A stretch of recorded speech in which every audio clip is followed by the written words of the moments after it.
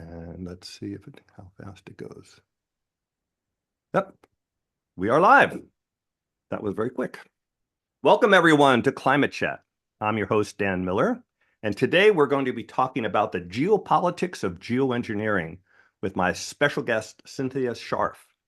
And before we introduce Cynthia, I just wanted to do a super fast introduction to the science. We're not going to be talking so much about the science, but we're talking about solar geoengineering, which is ways of cooling the Earth artificially while we do things like emissions reduction and take CO2 out of the atmosphere.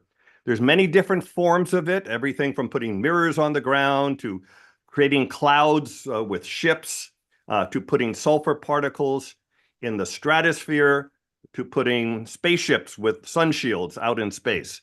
And we've talked a lot about this subject, and I've linked to some of those programs in the description below. But for today, the subject probably will focus mostly on what's called stratospheric aerosol injection. It's sort of the default method that most people think about. So when we say the words solar geoengineering, we're talking about that. When we say the words sunlight reflection methods or solar radiation management, both SRM, we're talking about that as well, or SAI, stratospheric aerosol injection. So just to get the terminology, we'll probably use solar geoengineering most of the time today, but those other words apply as well. So with that, I'd like to introduce Cynthia. And Cynthia Scharf is a senior advisor to the International Center for Future Generations, a European think tank leading their work on climate intervention technologies. She was previously the senior strategy director for the Carnegie Climate Governance initiative, which sought to advance policy discussions in international governments of solar geoengineering and large-scale carbon removals. Cynthia has written widely on these topics, including in Foreign Policy, Science Magazine, and Fortune, and spoken to the World Bank, the Vatican, American Geophysical Union, Columbia, and Yale Universities, among others. Cynthia previously served at the UN as the head of strategic climate communications and chief speechwriter on climate change for United Nations Secretary General Ban Ki-moon from 2009 to 2016. She also supported and advised the Secretary General during the UNFCCC negotiations, including the landmark Paris Climate Change Agreement in 2015. Wow, that's fantastic background for our discussion today. Welcome, Cynthia. And by the way, how did you even begin to be involved in sort of this climate governance field? Sure. So thank you very much, Dan, for having me. I welcome the audience and the questions that you might have as we go forward. So my perspective is probably a bit different than other guests that you've had. I'm not speaking in depth on the science, but really the governance and the geopolitical context in which this discussion is taking place. My background at the UN was in the humanitarian field, actually. I had worked for humanitarian NGOs for, I think, 4 years, and then I moved into the UN. So crises like Darfur, the tsunami, Kosovo, and as I was working on these crises, it became very clear that there was an increase in the number of casualties and suffering coming from so-called natural disasters. And this was about the time that the IPCC's report came out and about the time that a new Secretary General came into the United Nations. He decided that he wanted to set up his own climate team within his own office. So it was not reporting to UNEP or UNDP or others. And apologies for all the acronyms. Right. UN is infamous for the number of acronyms, as is the field of SRM. So I'll try to limit them. So I was then recruited to come in and help him communicate the urgency of taking action on climate change, why it mattered, why it was beneficial for economies, for countries. And in that context, I also did reading on other methods that were being discussed. So I worked for him before the Paris Agreement. I worked for him in Paris while the agreement was signed, writing the speeches, all of those things. And then afterwards, when the ratification process was taking place. And I admit that even during those times, I was thinking to myself, wow, these are really tough challenges. These numbers are really quite daunting. And that's the context in which I started reading about geoengineering. We never discussed geoengineering when I was at the UN. I want to be very clear about that. But I went into this field because, in all honesty, I was quite scared that technologies with potentially globally transformative powers did not have any kind of international guardrails around them. But I was also intrigued by what the potential promise of SRM might be. Because again, I came from a humanitarian background. If SRM isn't serving a humanitarian purpose, if it's not alleviating suffering, if it's not helping ecosystems adapt, if it's not positioning future generations for a climate of greater safety, then really what is the point of SRM? The point is a humanitarian endeavor. So that's really the window in which I came through on this topic. And before I get into SRM and specifics, let me just say a few things about what SRM is not. Okay. SRM is not a solution. Never, ever, under any circumstance, if it is done alone, is it a solution. The first priority always has to be reducing emissions to zero and then going net negative. It has to be adaptation, and adaptation that is capable of meeting the rapid pace and scale of the impacts we see. It is also CDR. It is pulling massive amounts of carbon out of the atmosphere, according to the IPCC, anywhere between 100 and 1,000 gigatons by the end of this century, which one scholar once said was like sucking a lake through a straw. The scale of drawing down that much legacy carbon is absolutely enormous. And then also climate finance to make this all possible. So those are all the tools that absolutely have to be in place. At best, SRM is a supplement to those things. So that's how I view this conversation. Okay. I I see SRM as sort of giving us time to do those other things because we'll probably be suffering a lot and crossing tipping points unless we do something urgently to because all those other things take many decades to actually have an impact on the climate. But that's a great overview. But let's now get to the meat of the matter. We're going to be talking about the geopolitics of solar geoengineering, and that involves governance. So why don't we start off by you telling us what is governance? Yeah, great question. So most people, myself included, usually thought of governance as rules. It's regulations, it's requirements, it's what you can't do, it's someone else monitoring that. It's very legalistic. And when I talk about governance in the context of this issue, I'm really using the IPCC's own definition, which is much, much broader. It's about the societal discussions, the process of deliberation, the process of decision making to a point at which some authority is given legitimacy to start making decisions. So it is much broader than, is there a treaty? Or is there, a NOAA regulation on this? It is much broader. It's the whole conversation, really, about this. And I think this broader context is important because what I've seen in the last 8 years that I've been talking with governments, with UN bodies, with NGOs, with think tanks, with people in the street about this topic, there is really such a little understanding of what this is.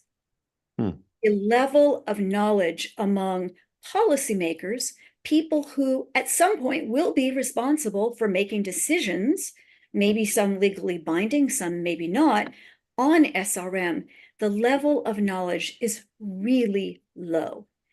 And that's not because people are ignorant, far from it.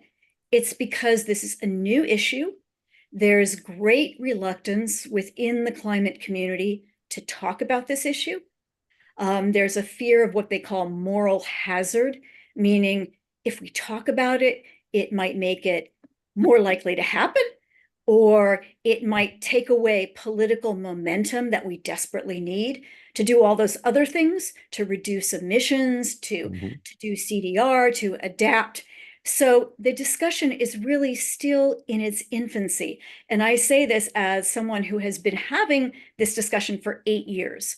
So Mm. before I came to my current job, I spent 7 years with the Carnegie Initiative. We spoke with over 65 national governments, including most of the G20, with climate vulnerable countries, with least developed countries, with most of the major climate NGOs you've ever heard of. And still, the level of knowledge is really at a low level.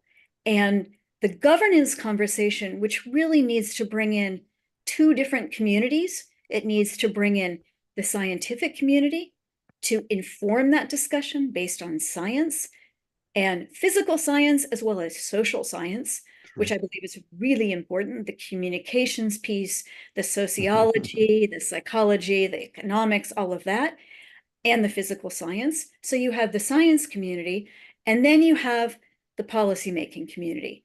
And those two communities really haven't begun having discussions in common.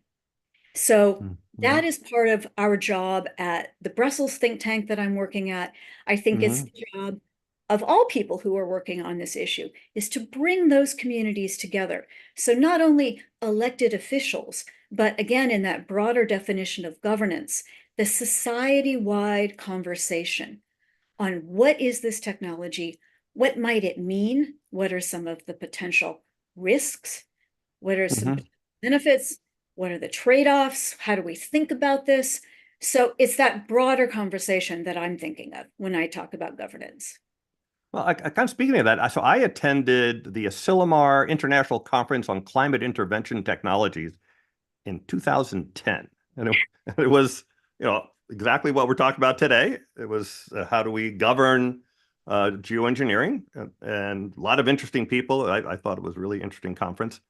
That was 14 years ago. Not much has happened, I'm guessing. By the way, I may be wrong, but it doesn't seem like a lot has happened in the government side. Why do you think that is? Why has there been trouble getting traction in this area? I mean, I think you were kind of alluding to it a little bit. The lack of knowledge, I guess, is one of them. I think there are a couple of answers to that question. First of all, it's the moral hazard question. Okay. It's if we talk about this, is that going to pull attention away? Is that going to pull political momentum? Is it going to pull away money from all the things that we know we have to do, from reducing emissions, from scaling up adaptation, from doing CDR? So if we talk about it, is there going to be less oxygen in the room for the conversation that we know, the conversation and the actual actions we know we have to do? So the moral hazard is real. I think it's real, and we have to be aware of that. And really, pretty much every government that we spoke with among those 65 at some point raised that issue. So it is real. So the moral hazard, to me, it's kind of funny because it means that the moral hazard as it is, if we do this, then we won't do enough of it. We won't do enough emissions reduction. To me, that's just saying, oh, you're assuming that climate action is going to fail. We're going to continue to fail on climate action, that we're never going to really get serious about it. Because if you're serious, then you have policies that say we're phasing out fossil fuels, we're going to do carbon removal, and in the meantime, we're doing solar radiation management. And there's no issue because you've set policies for everything. So I don't know. And I have a problem. I think it's a reverse moral hazard because there are people in the global south suffering today. By the way, there's people in North Carolina and a lot of other states suffering today because of climate change. And to the extent that we continue to allow the temperature to increase and damages to occur just to give us more political oomph to control fossil fuels, it seems like a strange situation. I definitely hear you. I definitely hear you on that. I think another reason why it's so hard to have this conversation is because we don't want to face up to the reality of the gravity of this crisis. Mhm. We're looking at temperatures twice the Paris climate target. Oh, So yeah. we're aiming, shooting towards 3 degrees. We're not aiming for that. We're headed toward that under a business as usual scenario. And even if all the pledges that were made in Paris are kept, even if the nationally determined contributions increase, we're still headed over 2 degrees Oh, for Celsius. sure. Yeah. We've Sure. covered that. We've covered that a lot on this program. Okay. Yeah. So I don't have. Jim Hanson's paper. We've had a bunch of shows on how we're already at 1.5, even though not everyone agrees with that. But I think it's pretty clear that we are, because right now we're at 1.6. And if a La Nina brings us down to 1.4, let's say, well, halfway between is 1.5. And that's kind of what the being at means. It's sort of the one without the fluctuations. Anyway, and Jim Hansen says, for sure, we're going over 2 degrees, no matter what you say, basically. And obviously more than that. But there is an exception. We could implement solar geoengineering and actually prevent ourselves from going over 2 degrees. So back to the question at hand. By the way, David Keith was on here, as you know, is one of the leading researchers in this field, and he actually said something I wasn't aware of, that if you do a poll of the global South countries, this is something that they're very interested in. They want some relief now, and they don't have this moral hazard question in front of them. They're not burning lots of fossil fuels down there anyway. So what groups should be involved in the governance here? Like right now, the COP meetings seem to be run by fossil fuel executives, which is a very strange thing. But when it comes to solar geoengineering governance, where do you see that going in terms of the kinds of groups and people involved? Sure. So I think you're absolutely right. I think there are people in the developing world. There's not enough data to say there's a majority of the population in the developing world. You simply can't say that. But there are people in the developing world who are interested in learning more about this technology, and it's perfectly logical. Why wouldn't you? If Right. you're facing a 3 degree Celsius temperature rise by the end of this century, you have hundreds of thousands of people already suffering, millions of people already suffering from the effects of climate change. If you're looking at wet bulb temperatures before mid-century, in which significant parts of your population might be lethally exposed if they work outdoors, I mean, why wouldn't you want to know more about technology that has the potential, with risks, obviously, potential to turn down the temperature, turn it down artificially, and we can go into all of what that means. But it makes logical sense to me why someone would be interested, because they're already suffering, and the suffering is only going to increase. And again, I came at this from that humanitarian imperative, so it makes a lot of sense to me. I feel it's really important for young people to be a part of this conversation. I'm a mother. When I was working at the UN on climate change, thinking about my daughter growing up in a world of potentially even 2 degrees Celsius, let alone 3, is pretty scary. And I really feel that young people need to be a part of this broader governance conversation. Why? Because it's really their future we're talking about, right? If SRM is used, or if it's not used, if there's a decision not to use it, future generations will be affected nonetheless. And let's remember, even if there's a magic wand that waves and says some group of governments agrees that we should do SRM, getting the financing in place, building the aircraft, building the infrastructure, getting policy in place, all of that takes time. The Paris Accord took years to develop. So even if there's some kind of collective decision that SRM should be used in some form at some scale, it's not as if you can turn the switch on automatically off and on in a span of a year. And so you really have to look at what our young people now might be facing in 10 years, should that decision be made. What kind of future might they face? And if the decision is made to use it or not to use it. What does that look like? Because the effects of SRM are really going to kick in the latter part of this century, if there were ever a decision to deploy, because you would want to gradually build up. You need to build the infrastructure, the aircraft, you need to build the air bases, you need to get the financing in place, all of those things that take at very minimum 10 years. And I think you'll hear Really? I from don't people. know about that. I mean, we think about what happened in World War II in terms of ramping up airplane production in a month or two. By the way, I should also say money is not really the issue. We're only talking about billions of dollars a year. So that's minor compared to everything else we do on climate. Sure, I agree with that.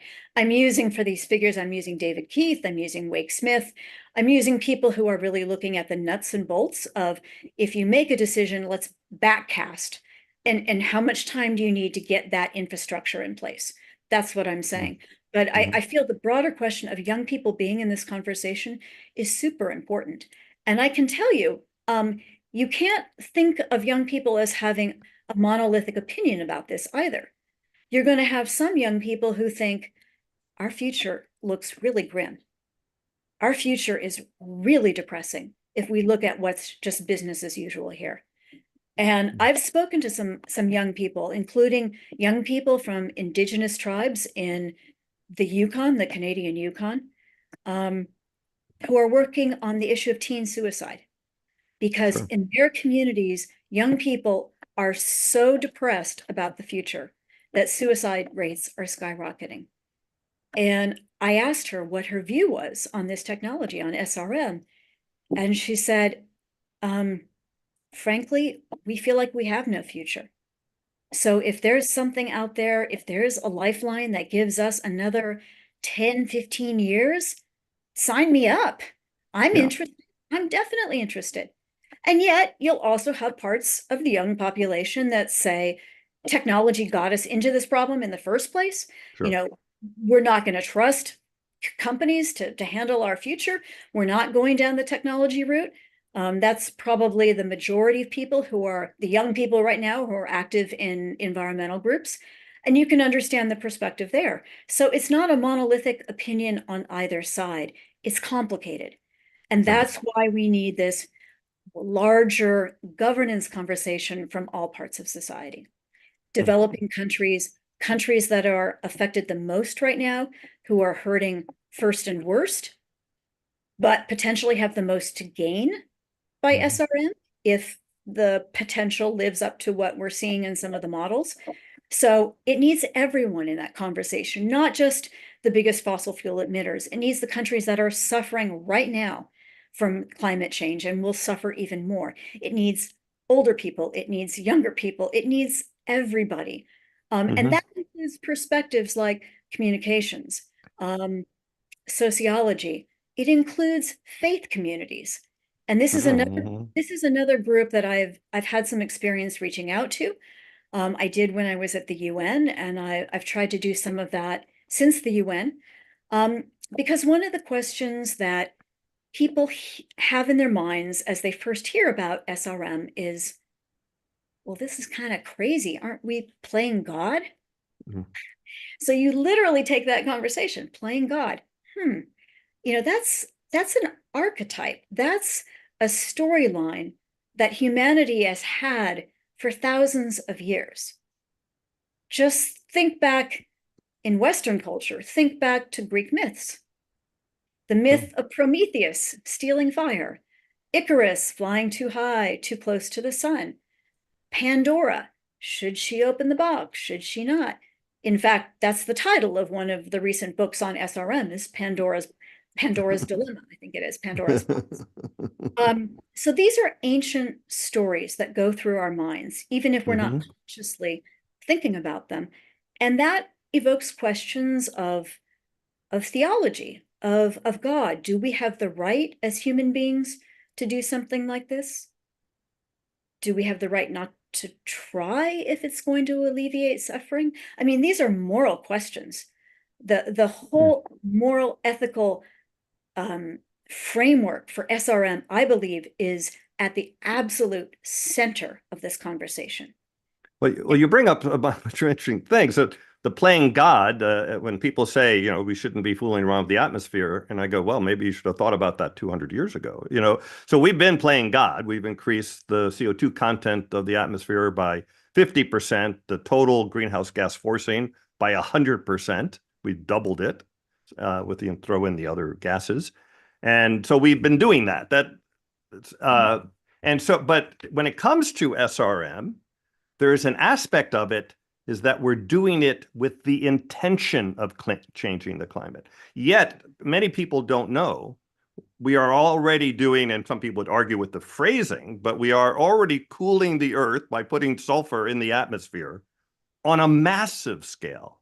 Mhm. I mean, to do SRM, the number we need to put in the stratosphere is about 5 million tons a year, but we're currently putting 100 million tons a year in the lower atmosphere. And it only lasts a week there, where it lasts a year up high. And I just was listening to my interview with David Keith, and I missed it. I mean, I heard it the first time, but I guess I was so busy doing things that didn't register. He said that doing intentional SRM is 1,000 times safer from a human health perspective than doing the unintentional SRM that we're doing now, because that sulfur in the atmosphere is in where we breathe, and it contributes to the death of 8 million people a year, 1 in 5 deaths, which is crazy, and no one talks about that. But obviously using less, 5 and 700 reduces it, but that's only a 50 to 1 difference. He said the rest is that when the sulfur comes down, most of it will come down in rain, and you won't breathe it. It's going to just go to the ground. And then the rest of it that is still in the air is spread out over the whole world, and 2/3 of that's oceans. So it doesn't really get into as many people. So that's pretty amazing. so it's not like we have a choice of doing it or not. The question is, do we do it on purpose in a much more controlled, much more safe way, or do we continue to do it the bad way? What do you think about this idea of unintentional versus intentional? We get so hung up on the Yeah. intentional side. Yeah, you bring up a really good point. I grew up in Los Angeles in the 1970s, and I can definitely remember the era of heavy smog in LA Basin, and I'm sure most of your listeners have traveled to places in the US or elsewhere where air pollution is a really serious concern, and yes, kills millions of people every year. Absolutely. So we're in this devil's trade-off. Do we try to clean up air pollution in order so that human health increases, human health is bettered, but then accidentally, are cooling the planet? So it's this Or trade-off. heating the planet in that case. Yeah, sorry, heating the planet. So you're really in this trade-off situation that most people don't recognize. And it's a damned if you do and a damned if you don't. I really think that this intentional versus unintentional question, though, is not so much about the science, and I Yeah. don't doubt David on his numbers at all. It's psychological and it's political. There's something about we are actively trying to play God. I'm just using that phrasing. We are intentionally trying to change something in the stratosphere to increase the amount of time that we have to solve a problem that we created in the first place. And that rankles people, I think, and that it's psychological, it's political. I don't see it as a differentiation based on scientific rationale. I don't see that as the factor that's causing a problem. I think it's this broader political, psychological framing. So back to some things you said earlier about the timeframes through 2050, which, by the way, I think things are going to get way worse, way faster. By 2030, there's not going to be anyone saying, I think let's wait till 2050 to do anything. I mean, there's going to be a lot of pain between now and then, and including in the developed world, which we're seeing right now in the United States this last week and this coming week with Hurricane Milton heading for Tampa, first in 100 years to target the Tampa Bay. So there's going to be a lot of that. But what is going, in terms of governance, where are we now? Are there any official governance organizations under the UN or in any place, or is it still in like private foundations like you were with the Carnegie Foundation for Governance before, and the work you're doing now as part of the European Union in a think tank? So are there official places today where governance is being discussed of solar geoengineering? Before I answer your question, I just want to agree with you. I think climate impacts are coming much faster at a much greater scale and severity than estimates have thus far indicated. I completely agree with you. And we can get into a whole nother conversation about climate tipping points. I think one of the key aspects of this whole conversation is social tipping points. And I actually think social tipping points might be what is the trigger for a potential deployment of SRM, maybe even more than climate tipping points. But I'll get back to that. But to answer your question on where are we in the strictly legal kind of governance conversation, the answer is not very far. Not very different than what you were talking about in Asilomar in 2010. So, wow.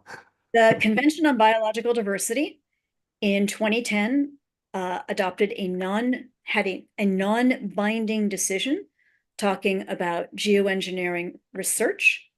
It was not a moratorium. I know several environmental groups maintain that it is. Legally, it is not.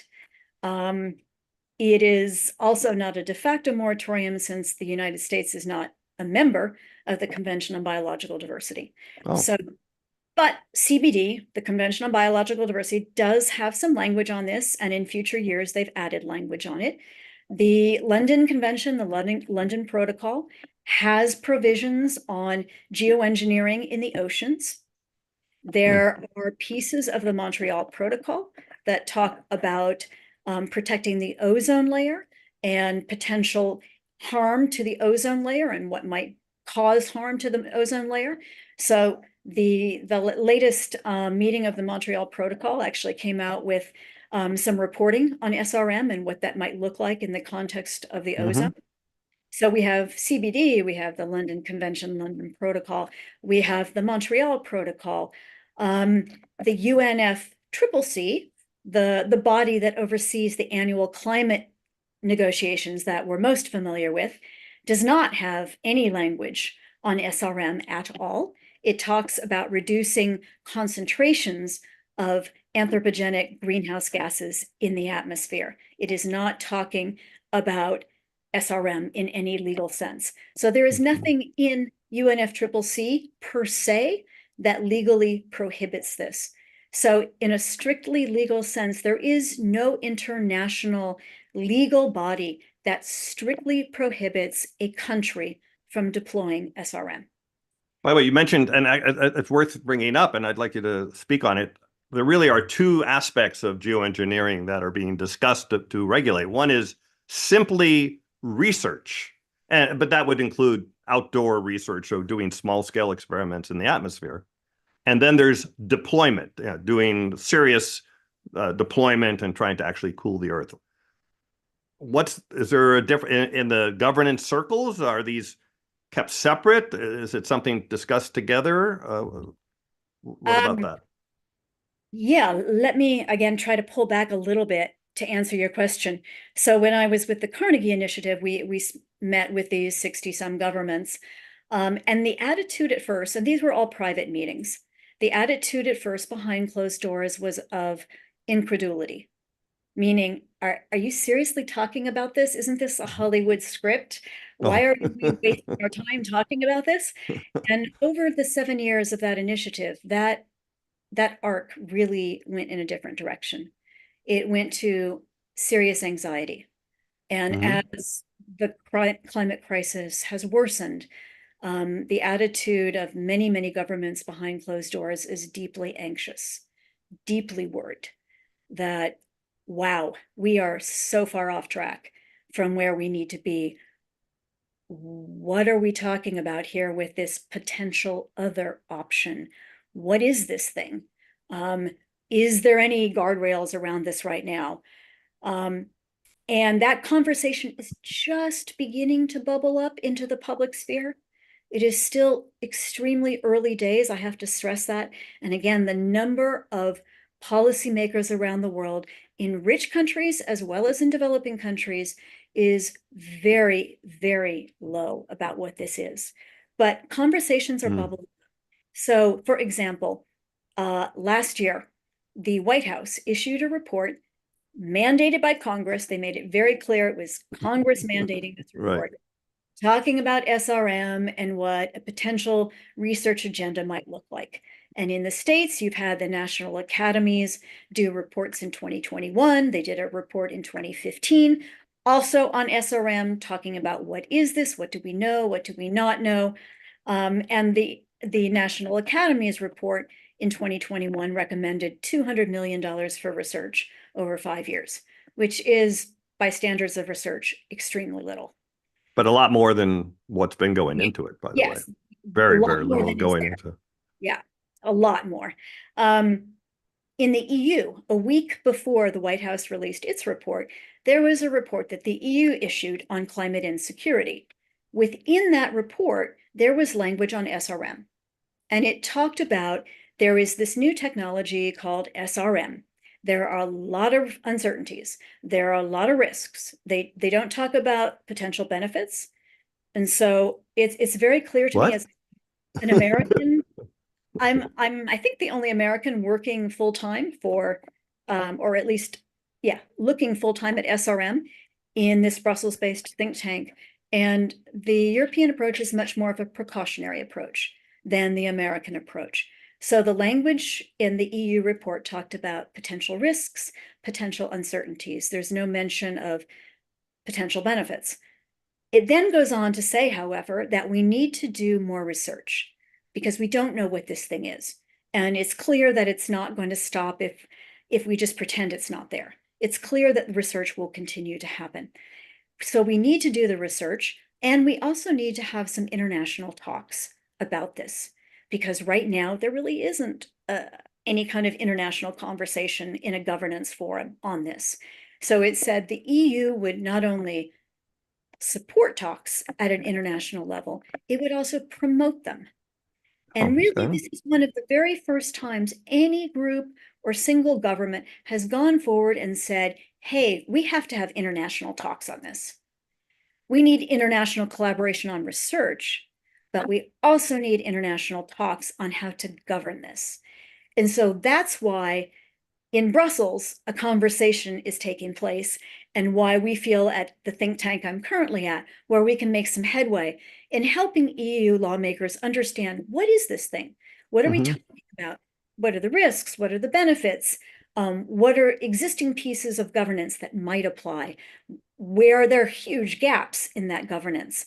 And to your question about governance of research versus governance of deployment, I think rightly, the research community is first of all focusing on governance of research. It makes sense, right? It's the first piece.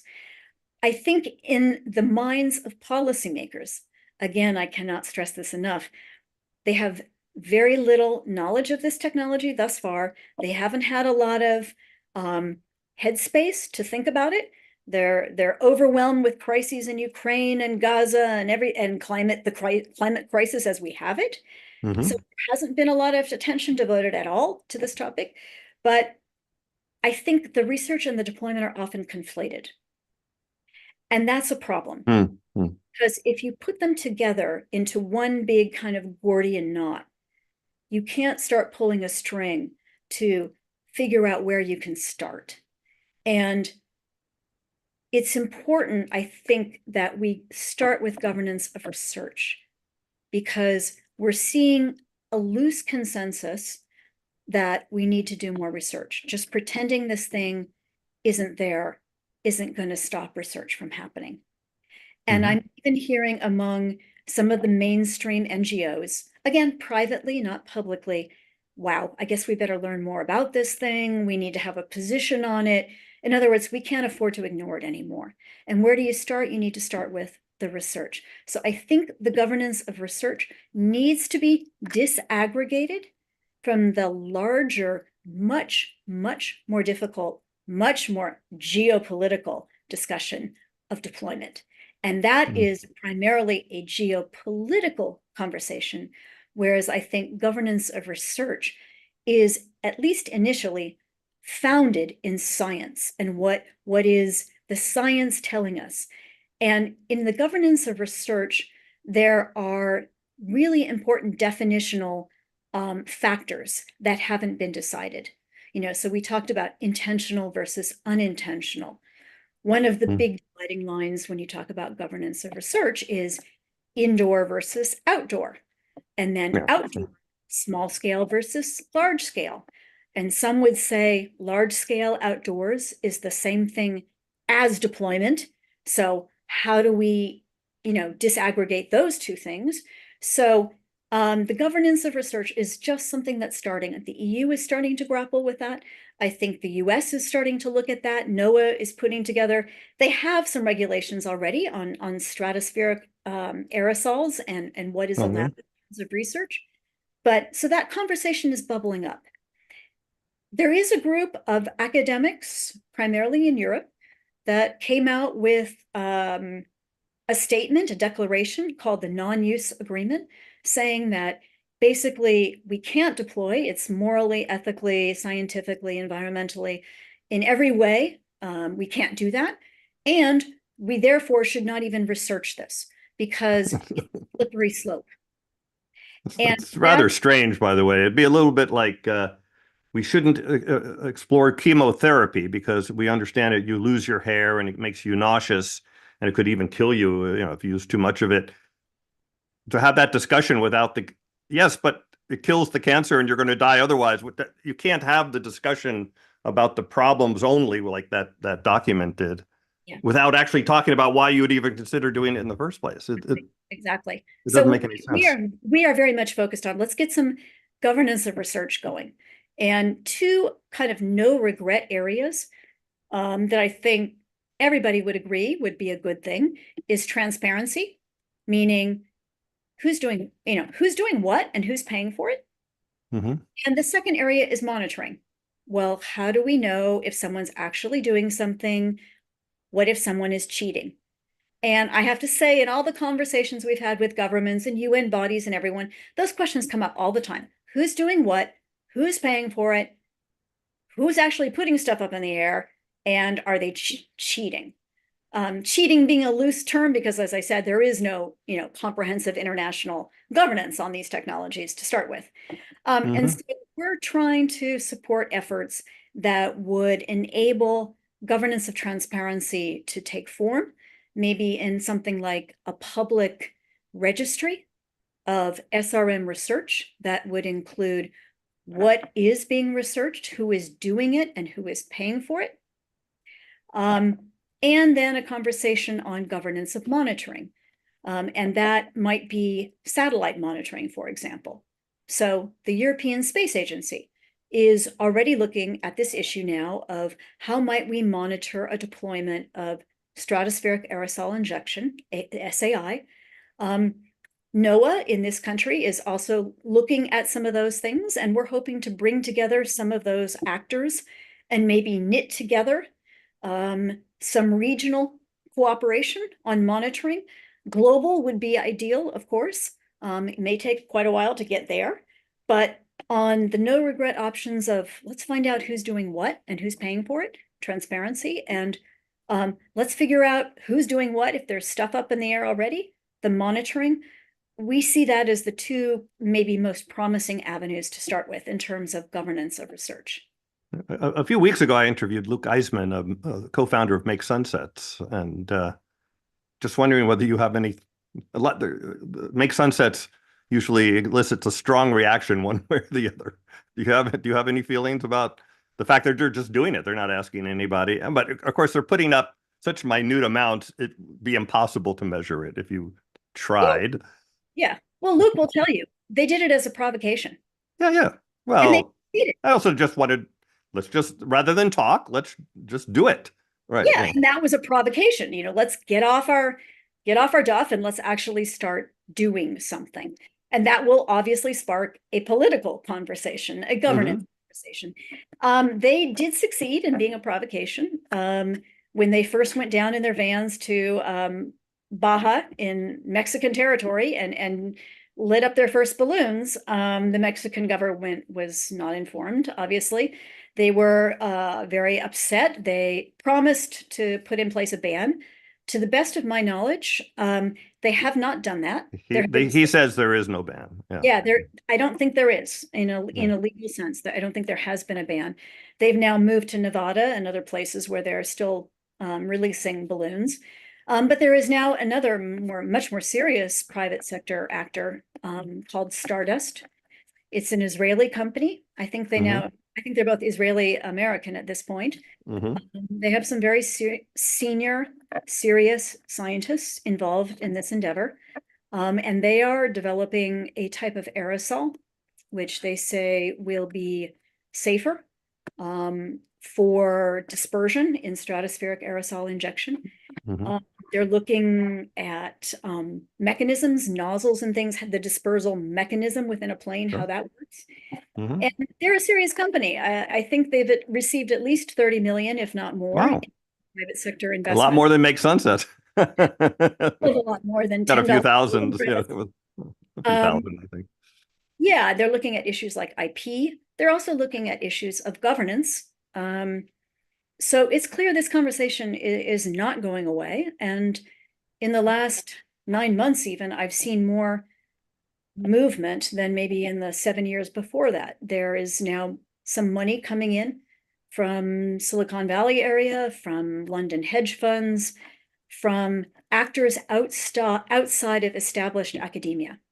There are also very smart technical people who are not professors or embedded in academic institutions who are looking at this and saying, wow, climate change is the greatest crisis ever to face humanity. We want to look into this. And so you're seeing new blood, you're seeing new money come into this field. It's going to dramatically change things. And that is concerning from a lot of different perspectives for governance, because what we don't want to see is research shooting ahead and the governance lagging far, far behind. But that's almost by definition what's happened. I mean, as you said, I went to a conference in 2010. But by the way, Luke said something very interesting, which I had to stop and think about. He said, look, you can say whatever you want about us. We started a couple of years ago doing this, and take a look at how much attention and discussion of SRM has happened just in the last 2 years. Now, some of its correlation is not, the same, but there is professors now who openly say they're working on this, where they never would have actually said it before. They would do it in the evening, without ever officially putting it down. And now we have David Keith building up a team in University of Chicago. I've interviewed Doug McMartin at Cornell, and I spoke to the folks at Cornell, and they're behind this. So there used to be a secret society, basically.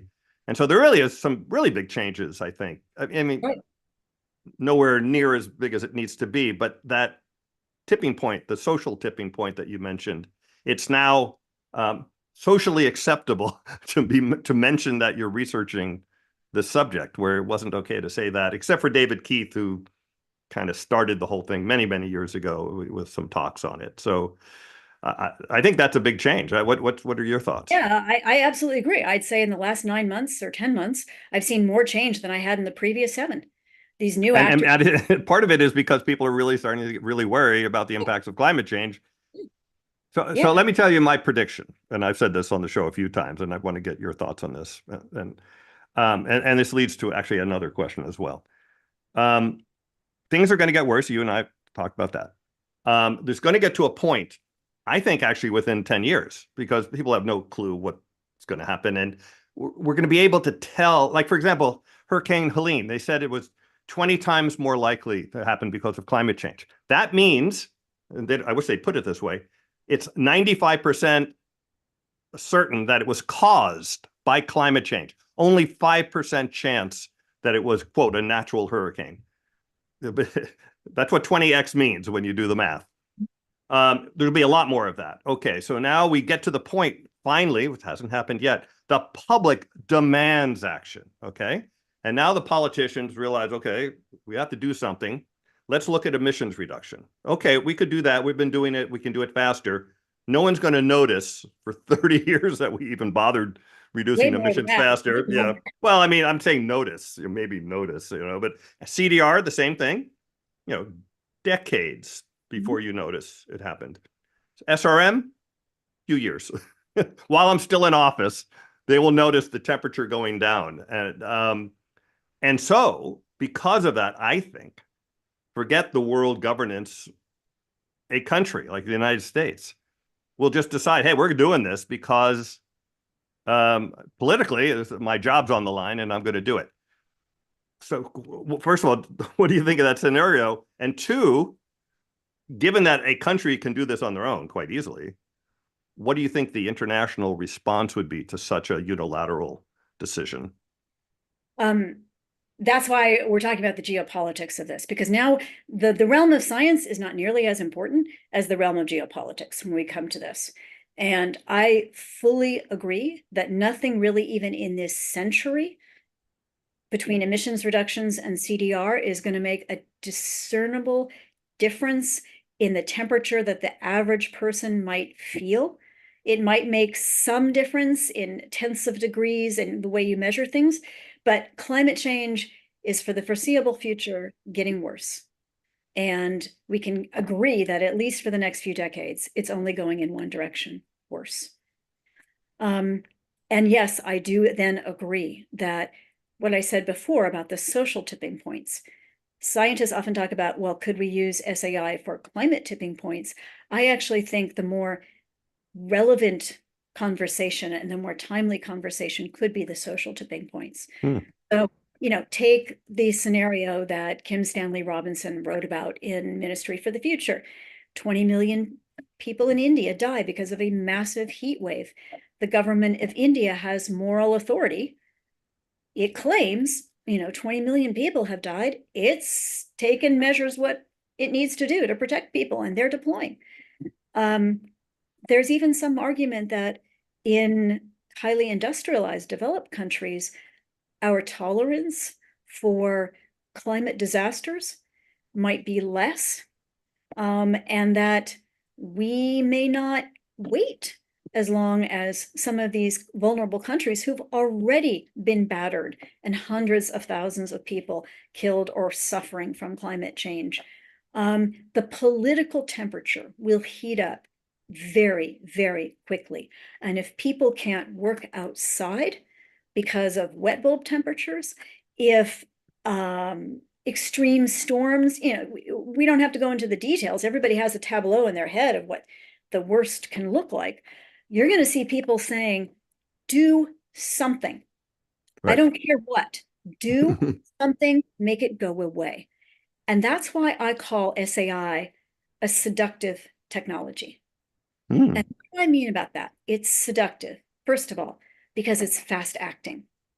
And I was just at a conference in Washington, and they're saying, it'll take us about a decade to really figure out if the signal on SAI is SAI working. So say it's not 2 years, it's 10, but even still, that's a very, very short time span. Nothing else in the climate policy toolkit will achieve results in 10 years, right? So it's very fast acting. Second of all, you alluded to this before, relative to the cost of decarbonizing the global economy, SRM is very inexpensive. Almost free relative to that. $5 billion a year or something like that. Those are direct. I mean, if you go back again and look at some of the figures that Wake and others are putting together, you have to talk about the aircraft, the 100 aircraft that you have to build, the airspace infrastructure, all of that. So the indirect figure is on the orders of tens of billions, but even so, it's not trillions like decarbonizing the entire world. So it's cheap, it's fast acting, and there's really no guardrails against it right now. There are no treaties. There is no comprehensive international governance. There is no UN Security Council mandate. There is no anything that comprehensively prohibits a country from deploying a technology like this. So just think, if you were a leader of a democratic country, you had millions of people potentially going to die because of climate impacts. they are saying to you, do something, and you are responsible to these people, you are a democratically elected leader, there's going to be a really great temptation, the seduction of using something that isn't prohibited by law, that is relatively cheap, and that is quite fast acting compared to anything else. That's going to be a really tempting, shiny thing to bring down off the shelf. And that is very worrisome. And that's why we need governance of research, but we also need governance of deployment. And we can talk a bit about that if you'd like, but so I just go to your point. I do think the social tipping point is incredibly important. And it could also be a geopolitical soft power tool that is used in the future. A country, right now, there's probably there's under 10 countries in the world that might have the infrastructure and access to global airspaces and air bases needed to do a globally robust SAI. It's a few. It's not one billionaire. It's not one company. That could be a provocation, a much bigger provocation than making sunsets. But one billionaire or one company is not going to do a global deployment of SAI that changes the world's temperature. That isn't on. But it sure as hell would send shockwaves. Certainly would spur the governance debate to the forefront, right? It would make something that's been sleepy in the background all of a sudden be front and center, and everyone would run to get involved in the governance discussion. So maybe that would be helpful. Maybe it would be a helpful thing. I wouldn't want to go there. No. But people could also, consider it a military threat. You changed the course of my growing season in my country. Exactly. It would send geopolitical shockwaves. So this is becoming then a very powerful instrument in politics. I don't believe it's a weapon. It is not an effective weapon because you're spraying all over the world. You're affecting yourself. It just doesn't make sense as a weapon. It could be detected. 100 aircraft flying 24/7 at air bases around the world. I mean, easily detected. Sure. Of course. It doesn't make sense as a weapon. The whole point is that you want it to be detected. You want the temperature to go down. Yeah, exactly. Yeah. But you could also, similar, perhaps it's not a weapon like nuclear weapons are, but it's a statement of capability. So if a country says, I have the capability of doing SAI, that is something. Right now, maybe 10 countries at most have that capability, maybe less. So it's saying something. It's a new status in the geopolitical calculus. And that is concerning. I would say, by the way, go ahead. I was going to say, that's going to make governance of deployment an incredibly tough nut to crack. So I'll just say one thing. I have one more question, then we'll go to the audience questions. According to Doug McMartin at Cornell, it says, we could do this today with a Gulfstream G500. It can fly up to the stratosphere. The stratosphere varies depending where you are. And in the Arctic, where you want to do deployment, the stratosphere is lower. And therefore, G500, which is a small plane, you wouldn't be, packing tons of sulfur in there. But you could begin experimentation like right away. You don't need to build the special planes. The special planes would be, a military cargo plane with bigger wings and bigger engines to be able to fly up a little bit higher than it normally can. And so nothing, groundbreaking, but there's no need to have a plane fly in the stratosphere, cargo plane fly in the stratosphere. So they don't build them, but it's not like that we couldn't do it. Let's see. What was my final question on that? Well, I'll tell you what, I'll think of it later. We'll go to Stacy. Stacy's our co-mod. She might have a question, and she might have some questions from the YouTube audience. Hi, Stacy. Hey, Dan, and thank you for being here, Cynthia. I have my fan running in the back because we're baking here in San Francisco. I mean, relative to other places, it's hilarious. Like, I hate to even call it a heat wave, but most of us don't have air conditioning because it has been such a temperate place to live forever. And to have heat going on this long and being trapped in our old houses, it's like, oh my gosh, we're cooking. So I feel this you know, it's like, oh, could we like start deploying tomorrow or something? Because I know if it, you know, my relative suffering is nothing compared to what has been going on globally. And you had said about the, like, they're doing wet bulb analysis for my son's soccer league now. So they have rules in place that if it reaches this threshold, they have to have more water breaks. And after this threshold, they cancel the game. And that's the first year that I've seen this. I'm glad they're doing it. It's also like, oh my word, this is the world we're living in. It's shocking. Okay. I understand and stand by the chemotherapy characterization of SRM. It's like why we are smoking 15 packs a day and no one is putting out their cigarettes. No one's putting on a patch. No one's doing anything to stop. We have, I don't know how many types of cancer going on here. I know that we need to do this. I'm wondering if your group is looking at others. Is it strictly SRM, or have you been looking at ocean-based solutions at all? I'm not sure about the math, but in terms of protecting the Amazon, like, I don't know why we don't have a military presence there, or paying Brazil, or whatever we need to do to retain and grow the Amazon. And then other ways of limiting CO2, like airlines, like trying to regulate the most, the highest impact or highest emission things. Do you look into that at all, or is it strictly SRM? Sure. So you've raised a lot of points here. I want to start by saying that we are not in favor of deploying SRM. We are not in favor of banning it either. We are saying we don't know enough.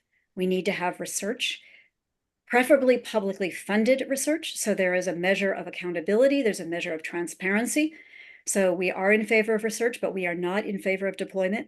And we're not in favor of a ban either. We're in this very difficult arena where we're trying to find out, what do we know about this? And we're definitely in favor of more governance conversations, so that all parts of society come in and start talking about this from the different scientific angles, from the geopolitical angle, from the future generations perspective, intergenerational equity. So to go back to the question of which kinds of interventions are we looking at, we're primarily looking at SAI, but we use the word climate intervention because we want to leave it open to things like polar interventions, which are beginning to get some research funding and attraction. I know Doug Martin, I respect him very much. And Dan just mentioned him and some of the work that is just starting now on looking at what might polar SAI entail. Other people are looking at things like putting sea curtains underneath glaciers so that warm water doesn't upwell and melt the glacier from below. So there are all kinds of other things.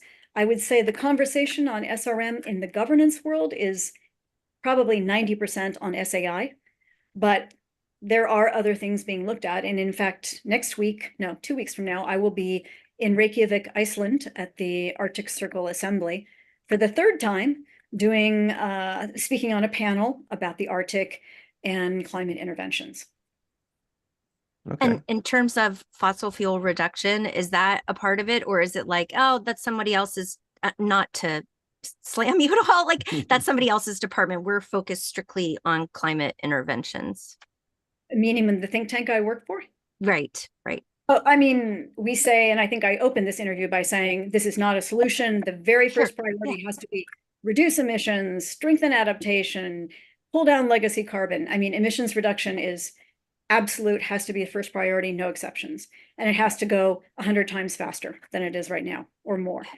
But we're not a think tank looking at how do we do that. We're not a think tank saying, okay, if we target the airline industry, what kind of regulations do we need? There's the whole UNFCCC process that is set up whereby national governments develop what they call nationally determined contributions, national plans on how they are going to meet their targets, from energy, from industry, from bunker fuels, from all kinds of different things. So there's many groups out there looking at that, and bless them, we need them.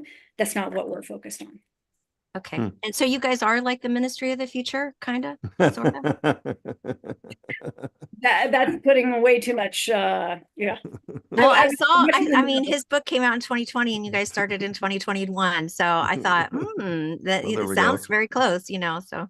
We definitely have heard of it. I will tell you, I've seen that book on the desks of several policymakers I have spoken to. Ah. It has actually made more difference than, dare I say it, some, scientific reports, because Mhm. it's put a kind of a human societal face on it. It's made it real for people. And that's how politicians start looking into things. It's because they're public, their constituents are saying, hey, what about this? So, kind Thank of bringing you, up Mr. Robinson. yeah, I think Stacey is bringing up a general point that when we take a look at the field of climate change emissions governance, which we've been doing since at least 1992, probably, really, you can identify it even before that. It has not succeeded, I think is the nicest way you can put it.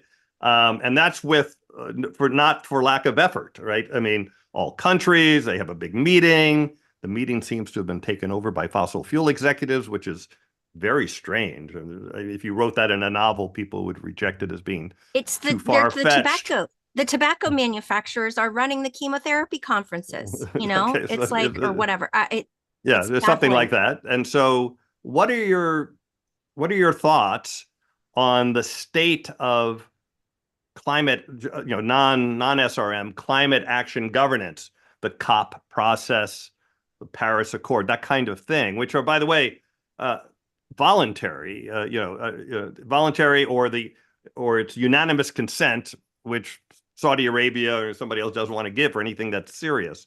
So what have we learned from that we'll do differently in SRM government so we don't run into the same pitfalls of no action because everybody has to agree or take over by fossil fuel interests or those kinds of things? Yeah, so I worked inside the sausage factory. I worked in the Secretary for 8 years. Okay. In the lead up to Paris, in Paris itself, and after Paris. Many long nights, I can guarantee you that. It's a process that has universal legitimacy because everyone is in the room, because of that consensus agreement. But that requirement has also stalled progress, as you have very aptly said.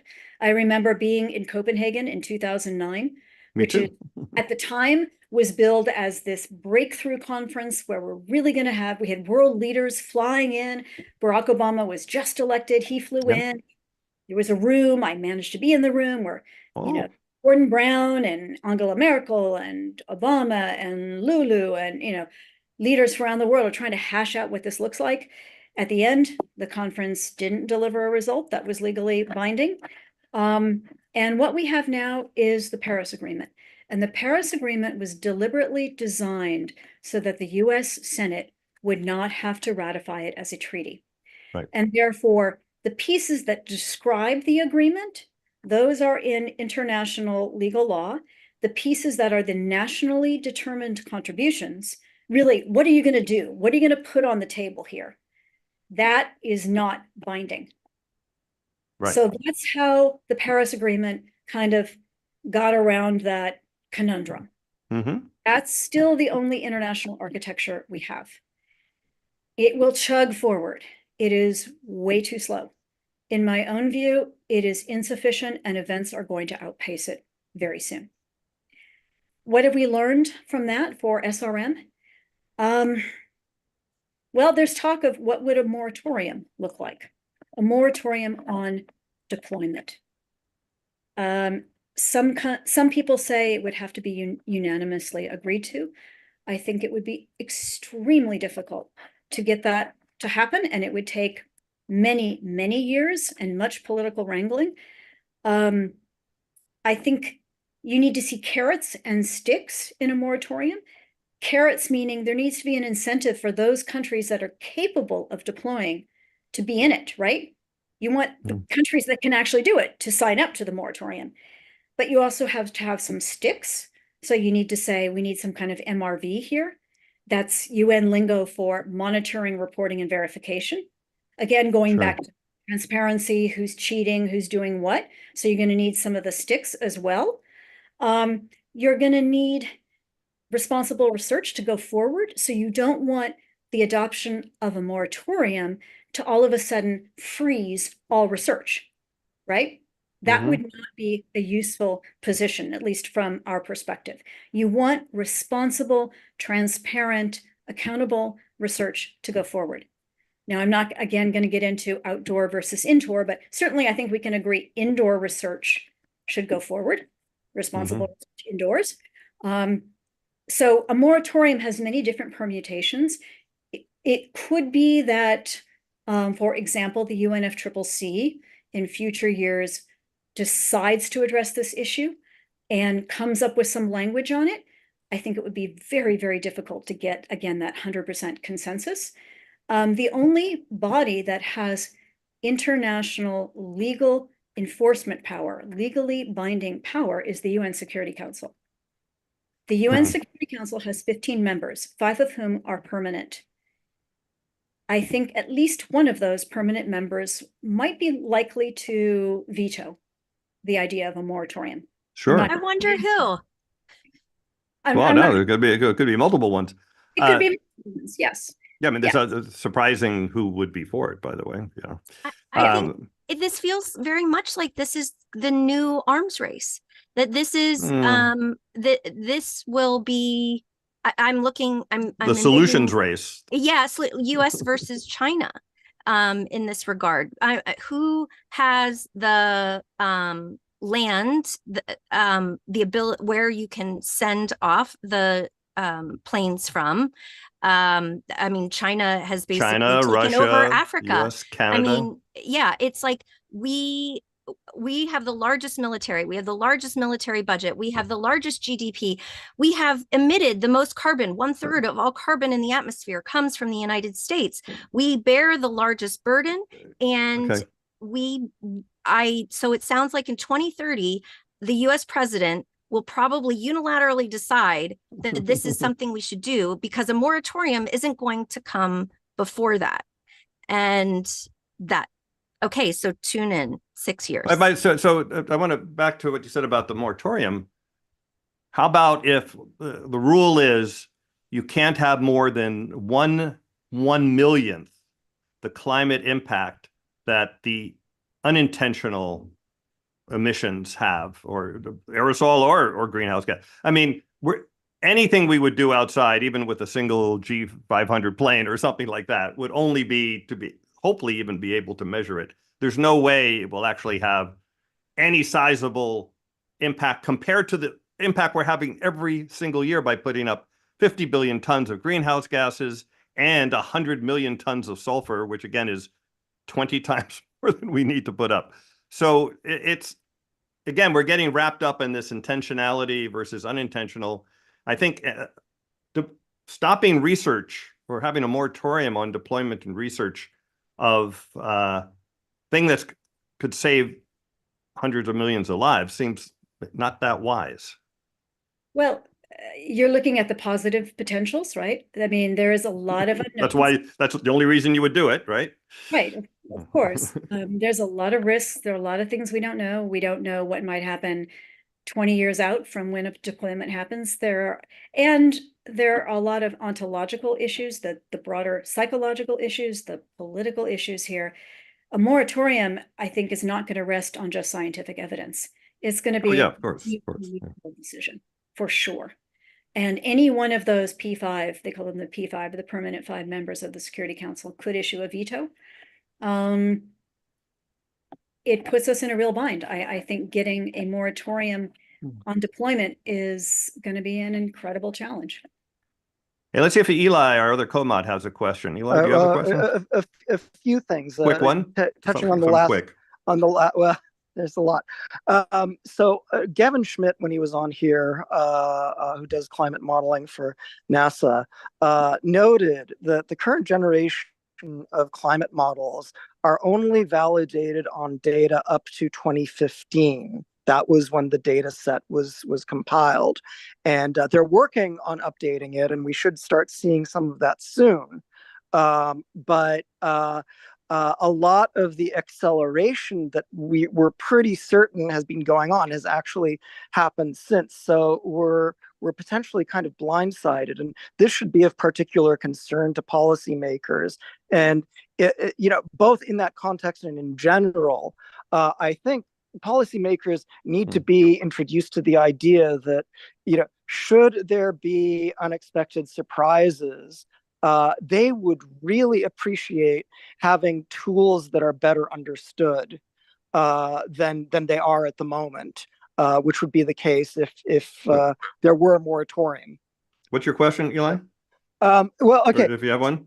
Yeah. So, has there been much discussion at all about space-based solar radiation management? Even the people who research that, kind of, there's a prevailing attitude that this is like decades in the future. I recently did an analysis that actually shows that the costs could be a fraction of a penny per ton CO2 equivalent counterforcing.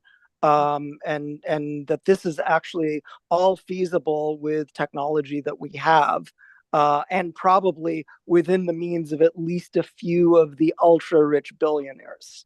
So I'm wondering. So has governance, your discussions of governance, have you addressed solar-based SRM? Space-based.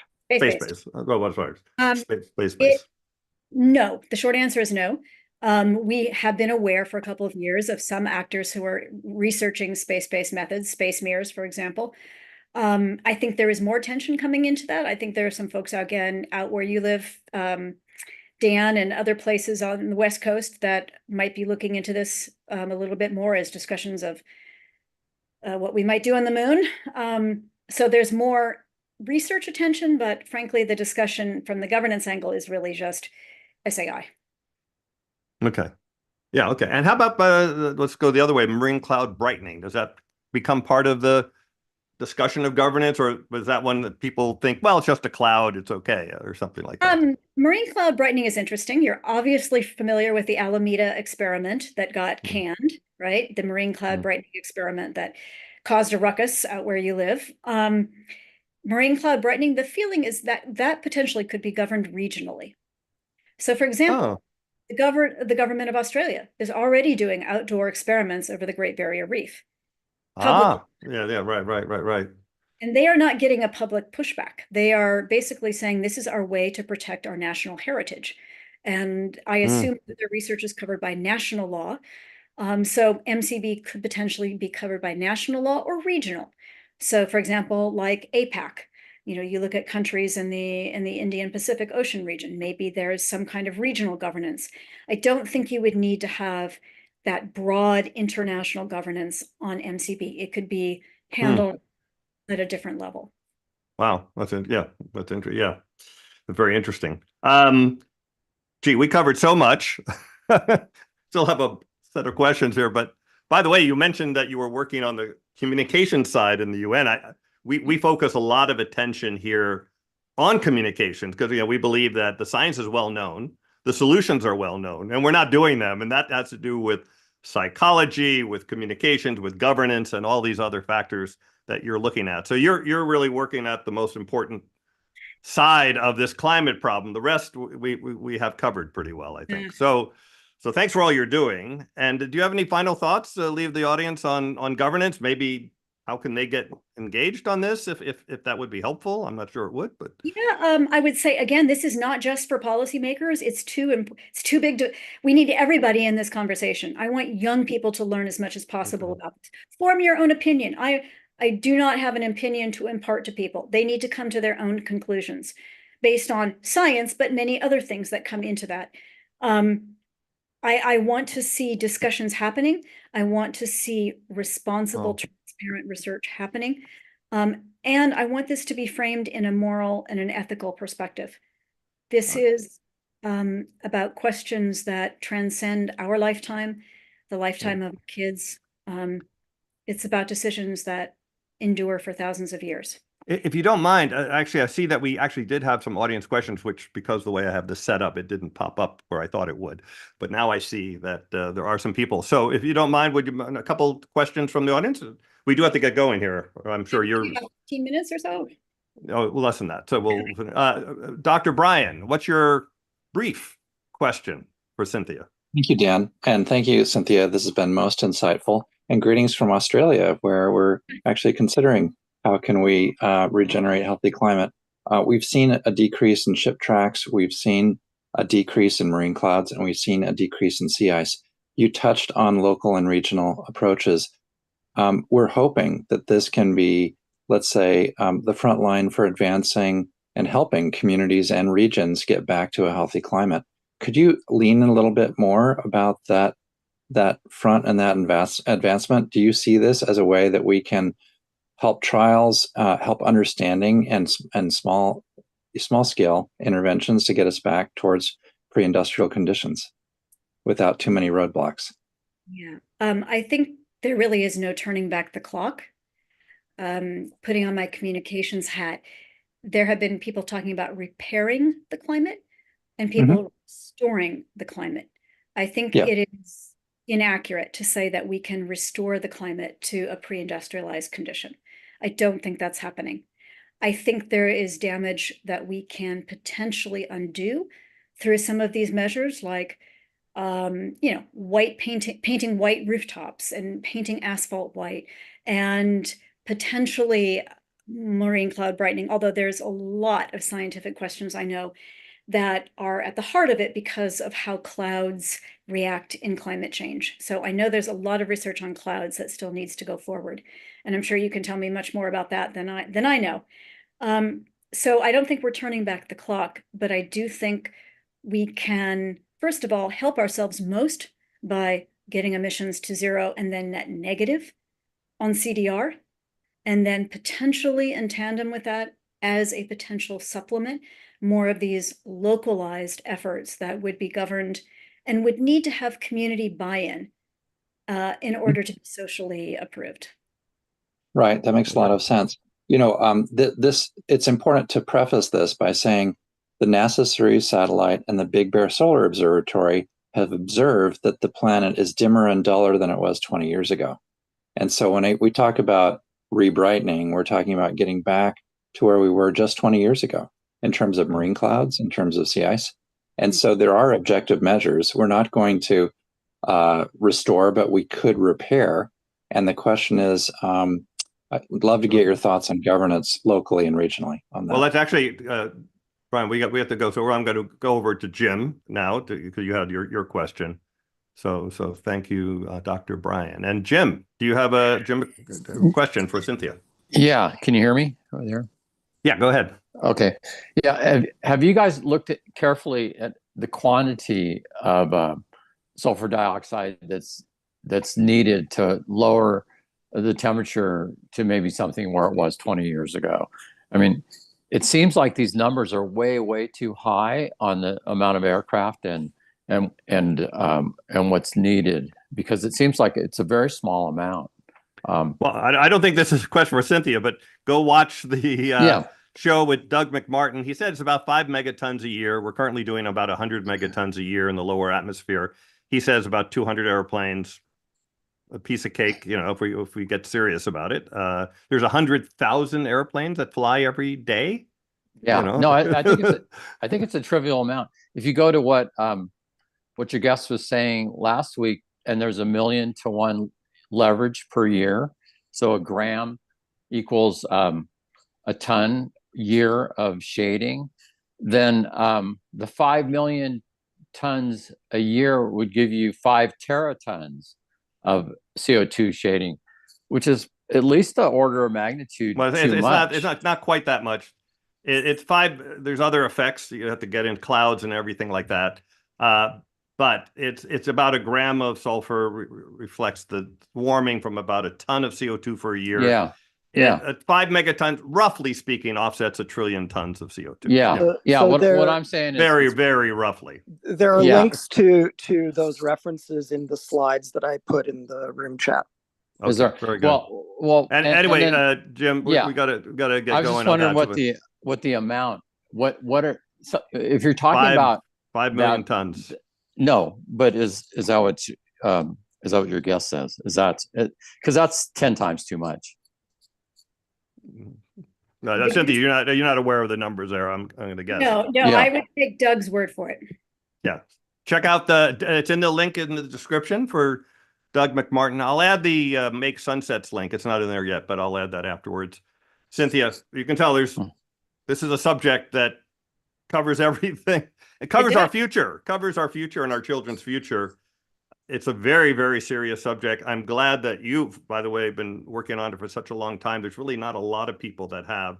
And as you pointed out, the governance side is so important and really requires everyone getting together on it. So I'm hoping that this program will make more people aware of that issue. We've certainly covered the science part quite a bit. And that's really important too, of course. But I do think as we discussed, with the impacts getting stronger and stronger, this subject is going to get more and more attention. And so we should be ready on the government. I think you have to be ready to pounce when finally that social tipping point comes into every sudden, hey, where's the governance for this thing? That's one of our messages to policymakers is, this may sound like science fiction and 10 years may sound like a long time away, but this is coming on your watch. Oh, yeah. I think less than 10. I mean, I think 10 is when we're doing it. 5 is when we got to really get serious about the governance and the technology and all of that kind of thing. But as you said, it took from 1992 to 2015 to get the Paris Agreement. And even the Paris Agreement's not really addressing the problem like it needs to. So yeah. So we have to have you on again and hear about all the UN's things and the communication side. That part to me is really, really interesting. But thank you again for all you're doing. Thank you for your time today. I've learned a lot about the subject, as I always do on this program. And this was a different side of things than the discussions we've been having on SRM recently. So thank you very much for that. And thank you for all you're doing. Thank you. I appreciated having this opportunity. And for everyone else, please, I didn't even mention at the beginning, please like and subscribe to the channel. Please tell your friends, follow me on Twitter. Again, links in the description to other climate chat programs. And we'll see you Sundays at 10 a.m. Pacific time. Next week, really interesting, Daniel Swain, who's a climate scientist from UCLA, really well known about extreme weather and climate change linked to extreme weather. With all that's going on, it will be an extremely timely discussion. So we'll see you next Sunday at 10 a.m. And thanks again, and bye, everyone.